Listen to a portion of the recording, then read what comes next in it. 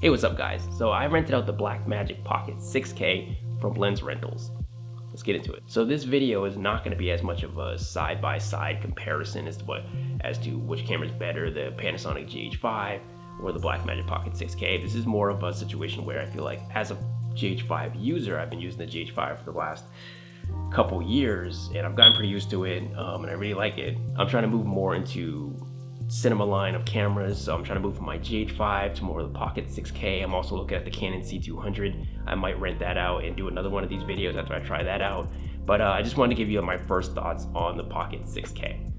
So I'm not going to build all the suspense. I think the 6K is amazing. I'm definitely going to get the 6K and probably sell the GH5. I'm not 100% certain on that yet. So a couple things I immediately noticed about the Blackmagic 6K was the image quality. I went and shot some stuff around my apartment. I went out with a friend. We went on a hike. We went on a hike.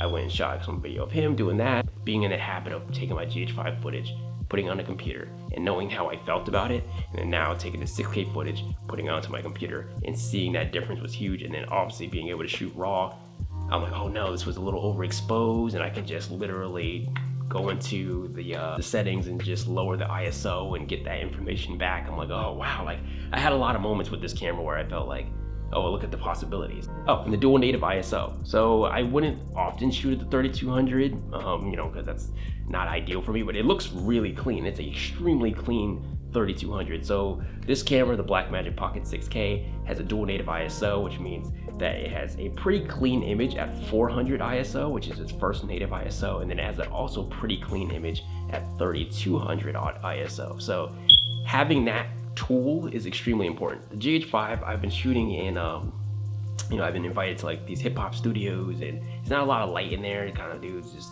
sitting in a sort of dimly lit rooms. It's only a couple of lights. So moving around with the GH5 and trying to get usable footage was pretty difficult because it's not amazing for low light. Now, to be fair, for the GH5, unlike most GH5 users, I do not have a Metabone speed booster, which I know brings in more light and reduces the crop factor and things like that, but I just don't have one. So with the Blackmagic, being able to go to 3200 ISO and have a usable image is really, really solid. So that was just another thing I just immediately started thinking about. Like, oh, you know what, I might be able to shoot nightclubs with this or whatever. Like, I should be able to do more things with it because of that extra tool that allows me to get better low light. Also, again, I just rented out a 2 terabyte Samsung SSD hard drive, I think that's what it is, and I just had it stuck to the top, mounted to the top like most people. Just having a 1 terabyte hard drive that you could bring with you and shoot everything onto that was really solid, and I think that's more the way I want to go. The camera also has a false color function. I'm not gonna pretend like I fully understand it, but it is nice knowing that there's another feature that allows you to get proper exposure on what you're shooting. So I was trying to use it a little bit, but it's still something I'm trying to figure out because I don't fully understand what the green means, the pink means, so I have to obviously do more research on that. But that was just one button. When I pulled it out of the box, it was just one button on the top, press it, gives you false color, and that's another thing you could use to get the proper exposure. Even though I think the Blackmagic 6K is the way to go, and that's definitely what I'm gonna buy, and it's amazing to me, and it's probably gonna replace my GH5. There are some negatives to it as well. The camera is heavier than I thought it would be. I actually rented it with that sort of Blackmagic battery extender where they put like 2 batteries in it and then they tuck it underneath.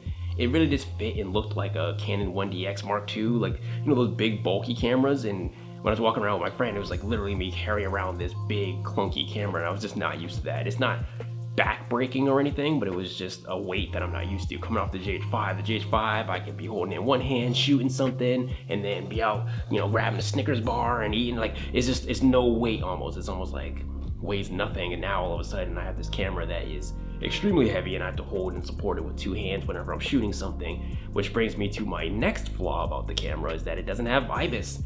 Panasonic, the GH5 really spoiled me with IBIS because I'm just like, I'm very used to being able to just sit there and move slowly and get this really nice shot, almost as if I was using a gimbal, because of how solid the GH5 internal image stabilization is.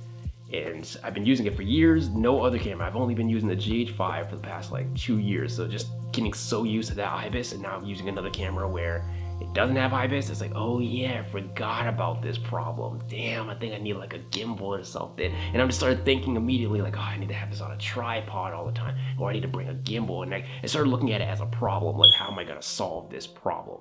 But that's another huge thing. I was just like these little micro jitters just everywhere in the shot, and I just was really trying to find a way around it. I understand that the camera is not designed for you to be running and gunning in that kind of way, but it is something to consider because I got really used to IBIS. Battery life. So with that little battery extender, the battery life for me was actually fine. I've gotten into a habit of turning the camera off when I'm not using it. So some people walk around with the camera on all the time, just in case something happens in the spur of the moment, they can shoot and get their shot. I don't really work like that. I walk around, and then when I see something, I turn the camera on, then whatever. So for me, I think they said that battery life extender, because I think it had 2 Sony batteries in it. Could be wrong about that. But they said that it can give you like up to 2 hours. And I didn't need to charge it for the weekend that I had it. I rented it from Saturday to Tuesday, and I didn't need to really have it, to be honest. But again, to be fair, I didn't shoot every single day with it. But I did feel like, you know, this is solid. I could actually use this.